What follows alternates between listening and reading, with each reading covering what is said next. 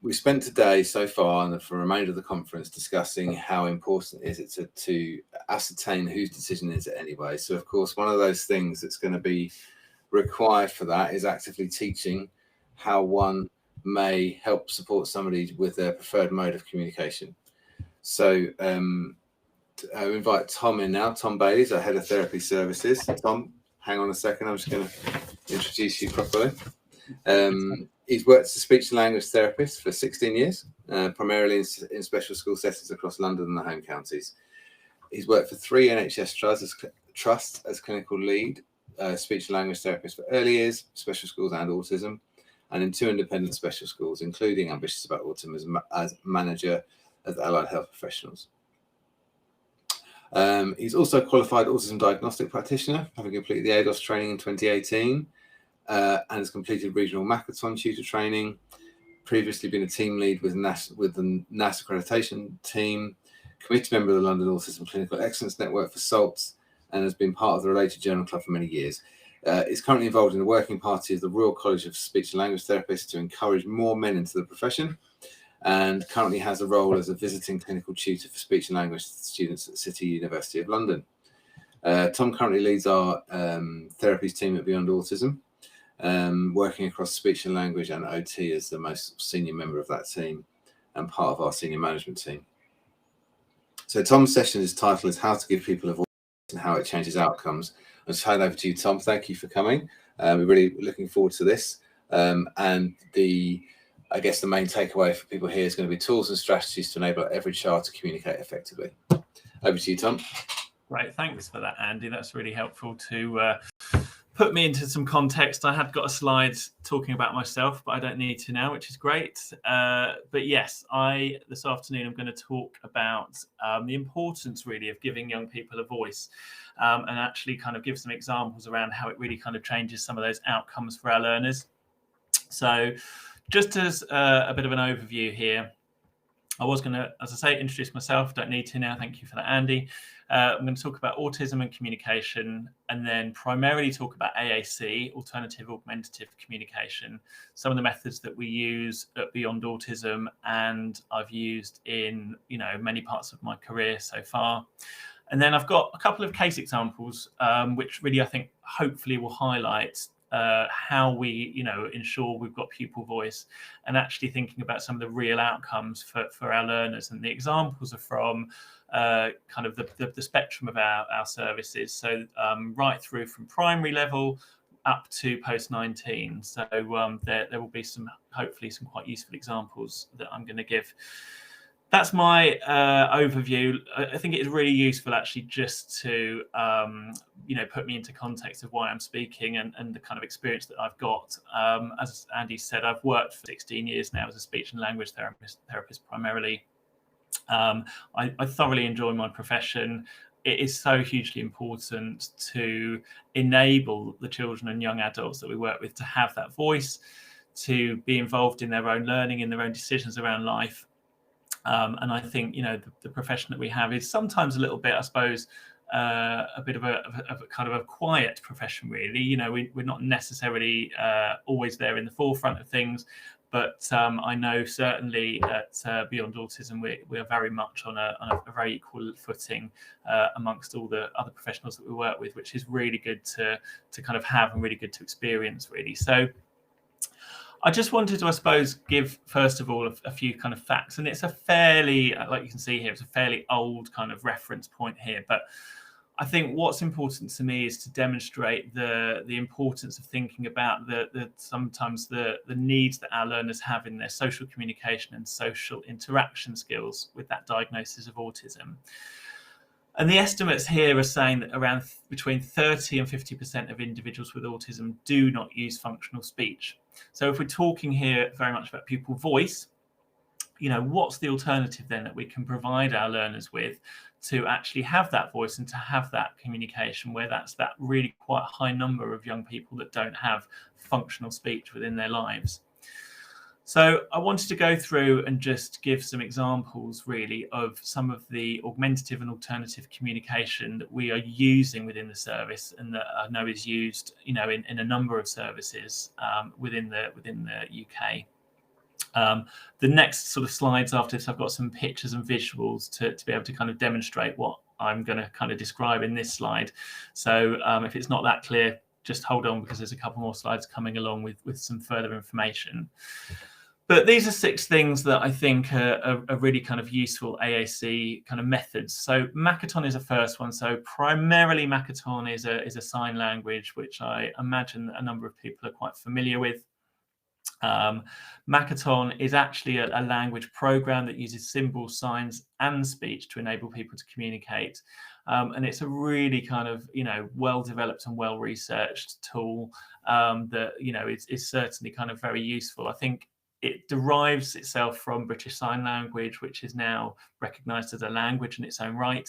But Makaton uses very much the English grammar system. So Makaton will use, the very same sentence structure as our English language, whereas BSL slightly changes that around. So in terms of teaching our learners that literacy skill and that ability to communicate, using the English language system, it's a very good kind of method for our learners to use. We use PECS. That stands for Picture Exchange Communication System.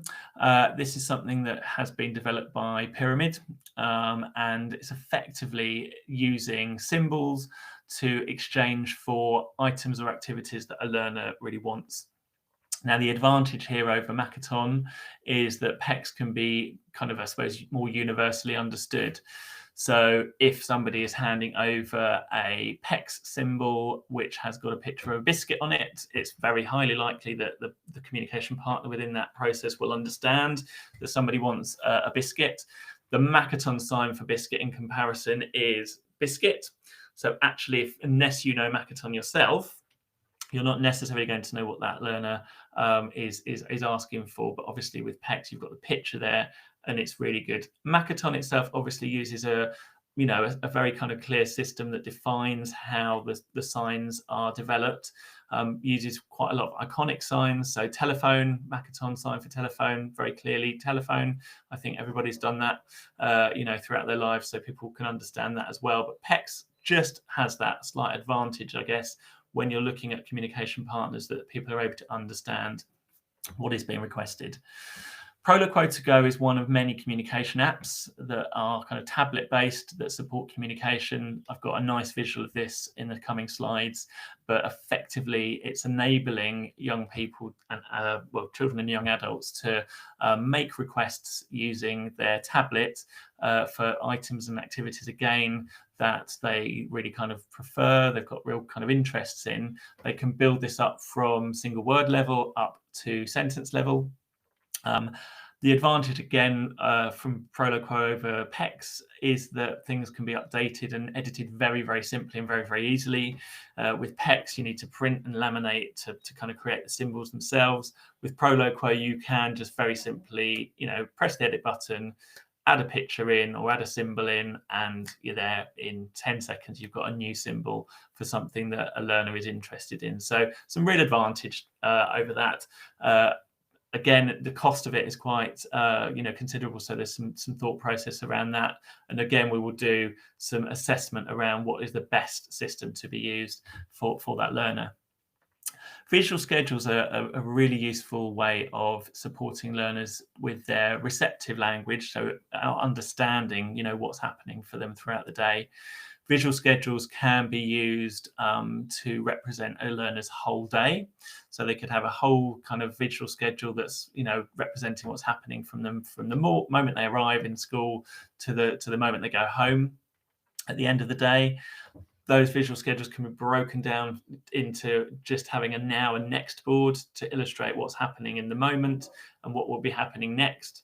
That can be extended to having a now, next, or later symbol. So if a learner is asking for something and actually the answer at this point is no, but they can have it later, again, they can add that to the visual schedule to be able to kind of understand and see that actually within time, they can access what they actually want. So it just really sets up a very good way of representing what's happening throughout the day at a receptive language level. Some learners don't necessarily kind of make that link between what's on the symbol or what the photo represents. So we often use objects of reference to sort of make things a lot easier. So for example, they might not necessarily understand that the representation of a picture of a cup represents a drink. So what we might do is then, provide that learner with an actual cup to represent that they can ask for a drink. There's a number of different ways of objects of reference being done. And again, I'm going to talk about that in a bit more detail in a few slides' time. So I'll kind of pause it for now. We also use something called talking mats. Again, it's going to be one of the examples that I'm talking about in my case studies. Talking mats is a way of being able to get people to express their views, really their likes and dislikes, through the use of visuals. And if I go on to the next slide, you'll be able to see then a really clear example of what I'm talking about. So this main picture on this slide with the black background there is a talking mats example that's been put together for asking a learner how they're coping during lockdown. So a fairly recent example there. And what they've got there is 3 different category areas. At the top, represented by the kind of blue-faced guy on the yellow background. They've got obviously the first column there, things that are going well, things that are good. The middle one there are sort of, maybe not going quite so well. And then the sort of third category there are things that are really not kind of going well at all at this point. So we're talking about the coping during lockdown. Things that are going well for this learner are that they are coping by watching TV and reading books. They're relaxing, so that's great. They've got their pets around them, so those are things that are going very well. For them, things that maybe aren't going so well, that are slightly more difficult, are kind of access to food. One of the things that's on there, access to health needs as well, and getting their health needs met. They're finding those things a bit troublesome. And then for things that aren't going quite so well, this particular learner is obviously not getting kind of maybe quite enough sleep, or being able to kind of access quite enough physical exercise. So those are things that they're really kind of struggling with during the lockdown period. So it's a really nice way of symbolically being able to represent, exactly how somebody is feeling. And the outcome of that then obviously being that we can support that learner to, maybe think about ways that they might be able to get some more physical activity within their day, go walking, go running, maybe think about ways to support them to get more sleep throughout the night. And just it enables us then to really kind of support that learner in the best way possible. The next couple of pictures there, examples of PECs. So you'll see there a PECs book, which has got those symbols on the front page there of items or activities that the learner really enjoys. They're able to just pick those symbols up and exchange them. The sentence strips there at the bottom, the yellow strip, for them to be able to start to kind of make requests at more sentence level. So they might be asking, at this example here is the little robot. So they might be asking for, specific items, and they're able to bring in those concepts of big, small, numbers, colors, etc. So PECs is a really good way as well of kind of augmenting somebody's language skills. Makaton there's an example there of one of the symbols that's just being sort of demonstrated, which is the sign for toys. So it's the T symbol and just a little circle. There is also a symbol that goes along with that as well, which can be used. But that's just a nice example there of Makaton. Then this slide just shows the examples of Prolo Quo to Go, the one there on the left of the screen. So again, they've got that symbol kind of area. There are category folders in there as well. So the nice thing about Prolo Quo is you can put those symbols into particular category symbols. So there's chat, there's places, there's people and things on this example. So you would go into those folders and find the specific vocabulary related to that particular topic as well. And then the top of that shows that you can just make those sentences with those symbols as well. There's an example there in the middle of visual schedules. So like I was saying, it might be that, they have a schedule that's available for the whole day. So this is something about kind of literally getting up in the morning, getting washed, going to the toilet, getting dressed, having their breakfast. And then what happens kind of then for nighttime routine. So this could be used potentially in an independent living setting or at home. And then the example there of objects of reference, like I was saying, there's just a nice kind of a visual schedule there that's used to represent for the learner the items and activities that will be engaging in throughout the day. So they've got a Lego brick on there to say that they're going to be doing a building activity. I think that's probably like a nice sponge or something nice and soft to represent they've got a little massage activity. They've got the toilet roll for the toilet and the plate there for food as well. So some really nice examples there of how objects of reference are used. So the evidence behind AAC is that it can improve the quality of life by supporting children and, of course, young adults who are diagnosed with autism and are non-verbal to increase their communication. So it's as we use across, a number of the interventions that we decide to use beyond autism, it's evidence-based, and we continue to kind of look at the evidence around that. And we do have a journal club. Most recently, we've also been looking at Prolo to Go and PECS and thinking about some of the questions that come up sometimes around, does that impact and impede speech development if some of our learners are actually kind of starting to verbalise? Well, actually it doesn't, and it's really important for us to keep abreast of that research to ensure that we are, not doing anything sort of detrimental, to our learners, and ensuring that they are, getting an evidence-based approach to, all of the methods that we are using. We also do a lot of practice-based evidence as well. So we do a lot of looking at, does this work for the learner? What are we seeing? Is it something that is the most appropriate thing to be using? Is it something that we kind of should be kind of shaping up and doing in a different way? So we're always looking at that evidence-based practice. So what is AAC? It refers to tools and strategies that can enhance speech or provide a completely different means of communication, and it can be aided, so i.e. using a tool such as the Prolo to Go, or it can be unaided, such as the use of sign language or gestures, as I've been talking about through Makaton. And this poster that's on there is actually a really nice one from Assistiveware, who are the makers of Prolo to Go, that just demonstrates that actually through everybody's life, we are using elements of AAC. So I think the example there, about the social media and the emojis is something that I'm sure everybody on a daily basis is doing. You're kind of, clicking that like button on your social media to demonstrate that you like somebody's post. You're using emojis in your text messages nowadays. So instead of having to write something out, you're able to just kind of, express your preferences and your communication through the use of emojis. We obviously are using photos as well to be able to demonstrate and communicate our desires and our likes and our wants. There are pictures in books, facial expressions, all of those things we are using on a day-to-day basis as well. And I think it's always really important to reflect back to think about what we are also doing and what we are using to communicate on a daily basis as well.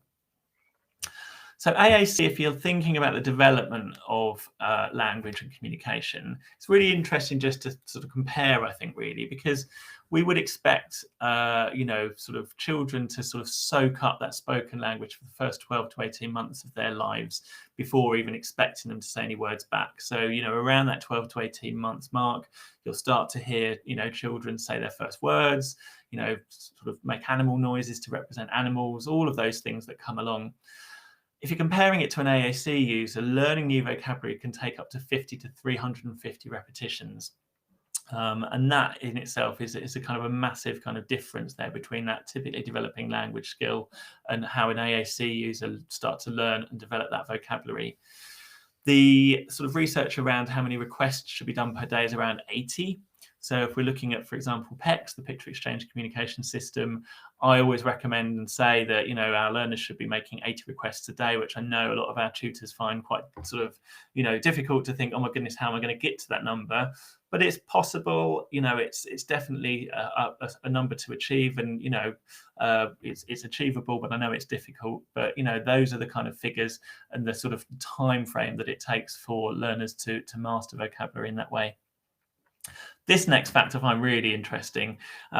Typically, developing children get 4,380 hours of exposure to oral language in their first 18 months.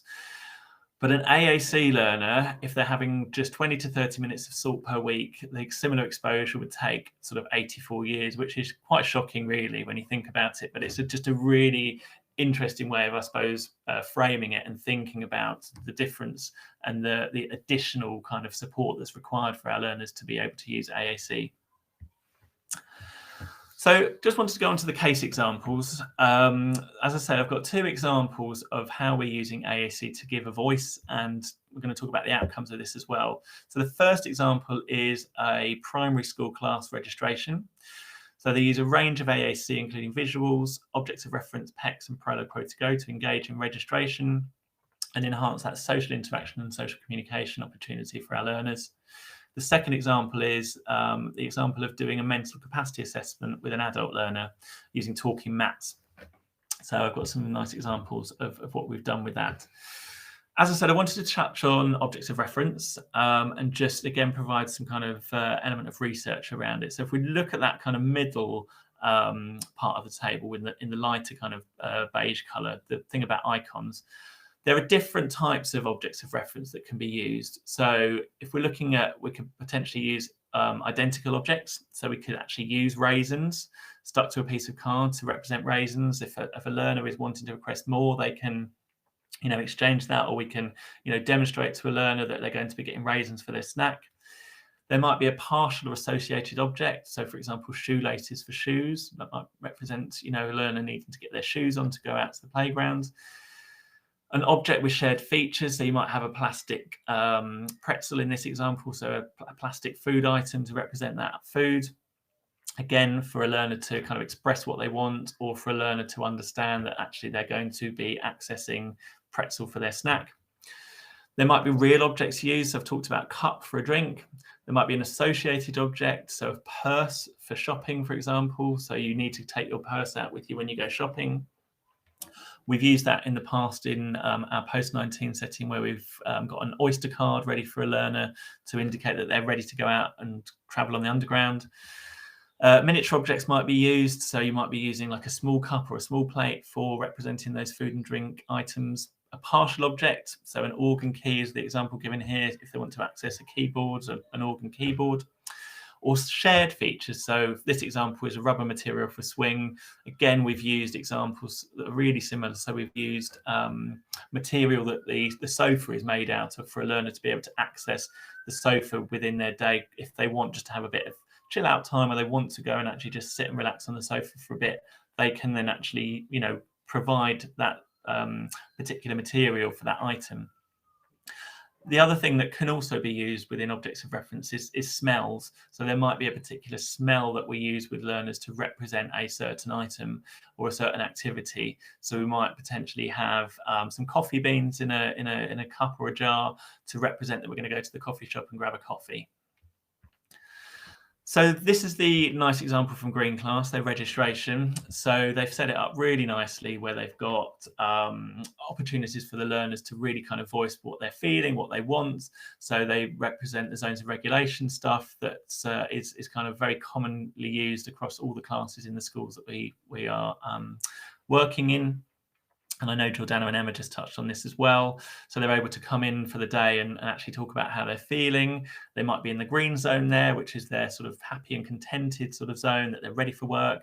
They might be in the blue zone. They might have come in on a Monday morning feeling a bit tired or a bit low. They might be in the yellow zone feeling a bit frustrated maybe, or a bit confused or a bit excited. Or they might be in that red zone and they're really not ready to work. They're really not ready to sit down. They really want to go and burn off some activity, some energy, with some activities. And so they've got that opportunity to be able to voice how they're feeling. And again, so important, the outcome being that we're able to kind of manage their emotions, and then manage their, kind of strategies for how they're dealing with the day ahead. They've got opportunities there to choose their preferred videos that they like to watch. So there's examples there of particular songs that they like to watch, the videos. I know at the moment, that top left one, there's some real kind of excitement to watch sort of things like plasticine Play-Doh being sort of, cut and played with. I know there's a real kind of trend at the moment for watching cakes being decorated and stuff. So they've got a really nice selection of videos there that the learners are obviously interested in. The example that then I wanted to kind of talk about that uses objects of reference was, we looked at their weather page. So they're able to come along and talk about the weather, look out the window, decide if it's sunny or it's rainy. Actually kind of thinking about the abstract concept of this, they're not necessarily kind of, some of our learners, able to really kind of build those concepts together. So what we decided to do was kind of enhance that slightly. And sorry, there we go. Add in a dressing up box so that they're able to actually, put some clothes on that represent the weather. So if it's a cold day, they're able to dress up in their scarves and their gloves and really then understand that, oh yeah, it's a cold day. I need to remember to get my coat on when I go outside and my scarf on. Or, it might be a really nice warm day. They need to put their shorts on. They might be going swimming. So the paddling pool might be out. They need their swimming trunks and their sandals. So using those objects of reference in that way is a really important way to be able to get our learners to actually think about, what the weather is, what they need, and how that kind of represents their particular life and their particular way of thinking. If I just go back, sorry, I've just flicked through 2 slides here, I think. There we go. So the talking mats is the second example I wanted to give, and this is the mental capacity assessment that was done with a learner in our post-19 provision who was, I think, around 19 or 20 at the time. Talking mats, as I've talked about sort of already and shown that example, is that low-tech communication framework which was developed at the University of Stirling and helps people express their views by augmenting their main communication methods. Now, this learner required a mental capacity assessment because we were trying to ascertain whether they were happy living in their current home situation. And I think what's important just to kind of acknowledge in this slide is that actually quite recently, March of this year, there's been, which is great for us as speech and language therapists, some recognition that actually we are going to be hopefully approved mental capacity professionals, because we are obviously very involved in supporting people's speech language communication needs and being able to actually kind of be involved in these assessments. And I think it's just really important to acknowledge that. So coming back to the assessment itself, I was involved in supporting this learner to really be able to sort of work out and assess whether or not they are able to make a decision about their home situation. Again, it's quite an abstract concept. We're asking, or we're wanting to effectively ask, do you want to stay living at home or do you want to live independently? So some really kind of abstract concepts there. And what I was trying to ascertain with this assessment using talking mats was, do they have the capacity to be able to make those decisions reliably and consistently? So I took along some activities that I know they liked and they didn't like. And I took along some objects of reference, again, which were used to be able to kind of, talk about, whether they kind of liked or didn't like a certain activity or object. And as you can see, as this kind of goes through from figures 1 to 7, there was a lack of consistency for this learner in the kind of choices that they were making. So we had an iPad, we had Connect 4 game, we had certain things that I know that they did like and they didn't like. This learner wasn't actually that keen on chocolate. We knew that already from working with this learner for a while, and we were trying to just ascertain, would those things remain consistent on this like and don't like board. You can see that chocolate does stay consistent throughout, which is interesting, which is great to see. But there are certain things on here that actually kind of shift between like and don't like. And what we kind of ascertain then at the end is that the learner themselves doesn't really have the capacity to make more wider abstract decisions around, more important things happening in their life. So we looked again then at more abstract concepts. You'll see in figure 7, we asked whether that learner liked to be alone, whether they liked their home environment, whether they liked to potentially move to a new home, and they were just a bit inconsistent in their responses to that. So it was felt that they didn't have that capacity really to make those wider decisions. We also used the object of reference there. You can see in figure 6 that nice koosh ball and the kind of furry, feathery sort of stick thing there, and the other kind of spongy things as well, again, to kind of work out, are they able to actually add those objects of reference to the talking mats to be able to say whether they like or they don't like that activity. So I think this one was a really important example of actually providing our learners with a voice, providing them with the opportunity to really say what they like and they don't like, to be able to kind of make a very important decision in their lives, about where they want to live in the future. And this came up through collaboration with the social work team and with the other professionals working with that particular learner at the time. And I think, it was just such a crucial thing to be able to do. And hopefully is a nice example for you to have a look at on this particular example. And going back to the primary school example of the registration, I think, again, a very nice kind of outcome being that the learners were engaged in that particular activity, in that registration activity, and were able to really voice what things they liked, what things they didn't like. Were able to engage with each other by passing those items of clothing round. They were able to really kind of create a better understanding of what they were able to access, and that really is ultimately the goal that we have in being able to support our learners. So I have left a bit of time at the end for any questions that might have arisen. Thank you for listening today. I'd be more than happy to field any comments via email as well if people want to ask me anything, or just get in touch and ask anything. I've not necessarily been keeping an eye on the questions, but hopefully Andy has. Always got some comments or questions. So yeah, more than happy to take some. Yeah, one job I have, Tom.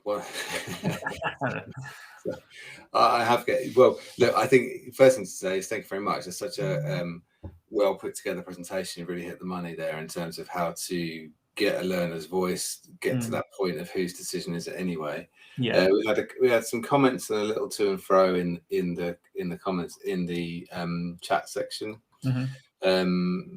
David posted a question about it'd be great to hear from you on the types of tools that you've used in a work or life experience, and had a comment on most of the experience for Hera has been working with no or minimally verbal children. I've always used PECS because of its ease of use, its generality, and considering the motor dexterity required to make sign, or the influence of being hyper responsive to social stimuli, so sign being modelled, so that being a difficulty, which may impede the use of signs to communicate, and have broadly used visual skills to support their needs for structure and routine. And the to and fro was somebody was adding to that and saying, the generality is such a huge consideration when considering independence into adulthood and gaining choice and opportunity across all parts of their life. I just wondered on that, there's so many hooks for me in your presentation, and one of the questions that I had really is, bearing in mind the stats you had on the amount of hours of exposure that it takes for language to develop. Yeah. And then the generality and the I suppose, would you call it the network of communicators around somebody, like the audience, I suppose? Yeah, the communication partners, yeah. What importance is it for you from a speech and language professional point of view, speech language therapist professional point of view, and how do you supervise people to go about deciphering the preferred mode of a communicator? Sure. So yeah, really good point. I think we obviously have to assess that learner on their individual needs, and obviously we need to go with the best fit for that learner. And you're right in those comments around the difference between Makaton and PECS, and how if someone doesn't have the dexterity to use Makaton, then we would look at an alternative method. I think it's hugely important to be able to kind of assess that learner, and we also think about a total communication approach. So we might not just decide on simply just PECS or simply just Makaton. We will create a range of opportunities for that learner to communicate. So I certainly work with learners who have some speech, have some sign, have a communication board, just because they are needing all of those different devices. It's hugely important as well, obviously, then to train up the staff that are working with those learners, so that they're understanding how to use those tools, how to progress them through those particular devices and methods of communication. So, for example, if we look at PECS, there's some very clear phases of PECS to work through, from simply that first phase of exchanging one symbol for a particular item that's tangible, they're getting something back, to moving through to then obviously making it slightly more abstract, to then making those choices of things. So they're able to kind of make a distinction between what's on that symbol. So they're not just exchanging any symbol, they've got to really look and work out which symbol they need to exchange. So training those professionals up in their communication environment is hugely important. Obviously, as well, working with families to ensure there's generalization at home is again hugely important, that they've got an understanding of, well, this is their voice, this is their communication method, so this is how we're using it. It's vital, absolutely vital. And what do you make of this dynamic that I think we all have experienced one time or another, where you have somebody who's unlikely to be a speaker, but would have other forms of verbal communication, so whether that be picture exchange or sign or what have you. What's your view on the propensity for communication opportunities to be limited throughout a day? Because we often see it in different settings, that this idea that it's in the timetables to communicate at this point. What's your view on that from a professional point of view? Well, I think communication can happen all the time throughout the day. It doesn't have to be, like you say, just timetabled in as a time to communicate. And I know that, things like traditionally snack time has been that time where it's like time to request for things. It's highly motivating to request for snack items, for food items. But actually what's really important and what we do is to make sure that the vocabulary is there for topics, for example. So if they're having a science lesson, for example, I think most recently we've got all the vocabulary together within a folder on the Prolo Quo in this case, for all the things that are coming up within that lesson, so that they're able to comment, or they're able to request for those items within that science lesson. It has to be done throughout the day. And actually, when I'm talking about those 80 exchanges a day, that there is opportunity there throughout the day to be able to kind of do those exchanges and make it as natural as possible and as generalized as possible throughout the day. Yeah, of course. And I guess in a way, if we start reflecting on the theme of our conference, is that is like a really exaggerated position, isn't it? If it is only a timetable, then whose decision is it when somebody can communicate? I mean, that's pretty full on. I'm going to take us away from that for just a second. So that's a couple of really specific questions. Sure. One is, let me just get to it. Is there I should ask, has there been much research on the use of tactile objects of reference or visuals for learners who are also partially sighted as well as non-verbal? And just pause for just a moment, because there's a related one from Juliana who asks, is there a communication system you would suggest trying to use for a young person who's visually impaired, as well as having a learning and physical disability, so no fine motor skills? Yeah.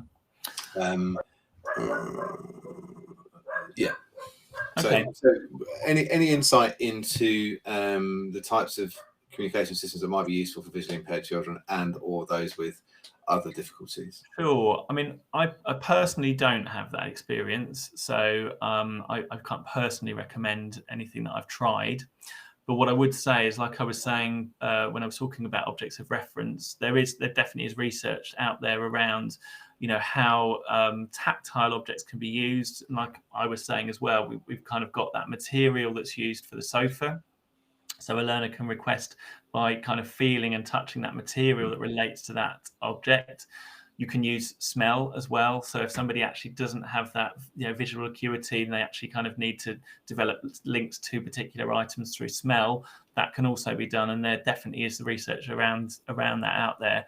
I do have an article that I'm happy to share with that person if they want to get in touch. I'm more than happy to share that because we've looked into that, greatly for our learners as well, and that's come up within that research. So yeah, more than happy to share that research.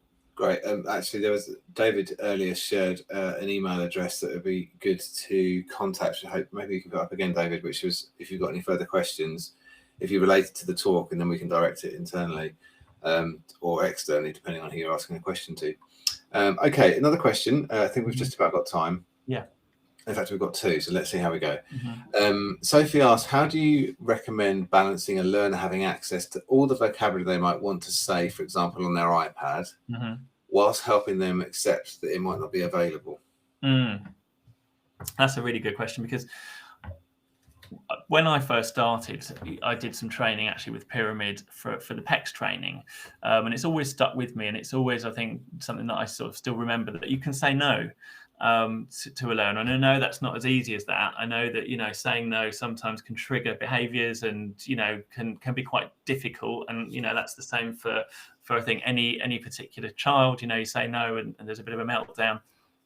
But actually, it's really important to ensure that the vocabulary is there, so they've got access to that. But actually, they can you can sort of say no. And I think, like I was talking about as well with the visual schedules of the now, the next, the later, The later section is a really useful one because actually, there are things that we need to do in life. Everybody needs to do something now. They need to do something next. But then later on, you can, go and do something that you really prefer. And having that visual there is really important to demonstrate. Yeah, sure, I'm hearing you. You can go on the trampoline if you're asking for the trampoline, for example, but you can do it later. We've got to do these things first. And then that's the activity that's happening next. It's the same for everyone in life, isn't it? We have to go to, we have to get out of bed in the morning. We have to get on the train. We have to then, do our jobs for the day. And then, you can come home and you can have a relax or whatever you want to do. So it's the same for everybody. But yeah, I think that thing of saying no has always stuck with me actually from that kind of training I did before. And yeah, there are ways definitely to support that. Definitely. I think this is why it speaks to the value of a multidisciplinary team, doesn't it? Yeah. Because when you describe that as a tool and a possibility as a strategy, I also know that you're thinking, as am I, that you've got lots of teaching to do in that to make that effective, because you have the whole immediacy of communication, and then therefore being able to really strengthen a picture exchange or a sign. Yeah, we've also done in the past, just thinking like token boards, where there's, like if somebody is really insistent on asking for something throughout the day, you can limit almost the number of times that they can access that activity or that item. So they've got, say, 6 tokens that they can ask for that thing. So say, let's hit the trampoline again, they can ask for that 6 times throughout the day. And then kind of they know that actually, they've only got 2 more times on the trampoline left throughout the day. And then once they've asked for them all, that's kind of it. And it's supporting them to understand that limitation around it. It's interesting. Just to, I guess, to wrap up before we go into our next session, Heroes talked about AAC as it being freely available and in its entirety to the extent I'm assuming that it's functional for the learner to use. And I think that speaks to your total communication reflection or approach. And also, when I read that, what I read is, if you're working with small children, it's quite easy to limit communication wrongly. I mean, you just can. Yeah. But invariably, when you get to adulthood and you start looking at functional assessment interviews and things like that, one of the questions that you ask is are the items that the person wants easily available? And whether that's in terms of the ecological aspect and the environmental one, where can they access things through cupboards if they want them, or do they have a communication device or ability or a mode or a fluency in that enables them to ask the things that they want? Because invariably that does at least eliminate some aspects of why there might be some difficulties for that person. Yeah, absolutely. Anyway, listen, thank you, Tom, for taking time out of your day. I know everyone's really appreciated it, and thank you very much for your presentation. It was really engaging and has got people talking, which is good, I guess, really apt. So thank you for that. Perfect. All right. Cheers, Andy. Thanks so much. Thank you, Tom. Bye. Bye-bye.